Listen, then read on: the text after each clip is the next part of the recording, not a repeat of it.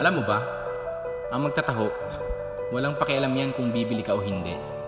Pero kahit hindi ka bumili, pagdating ng hapon, ubos na yung paninda niya. Kasi kahit na maraming hindi bumibili sa kanya, meron at meron pa ring bibili. Ano ba ang ginagawa ng magtataho? Nagkukonvenience ba? Hindi, di ba?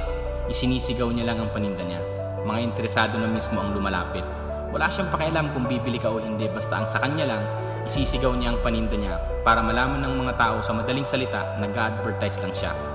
Ang sa akin, mag-advertise lang ako ng mag-advertise hanggang sa lumapit na mismo ang mga interesadong tao. Tanungin mo ang sarili mo, nag-a-advertise ka ba? Ang magtataho, isisigaw yan sa buong kalsada. Minsan sa buong kalsada na yun, wala pang bumibili. Pero nauubos pa rin ang paninda niya. Nabubuhay niya ang pamilya niya. Lesson learned. Maraming tao ang pwedeng makaalam ng negosyo mo. Huwag ipagsiksikan ang sarili at ubusin ang oras sa mga taong negative at hindi interesado sa offer mo. Next person ka kaagad.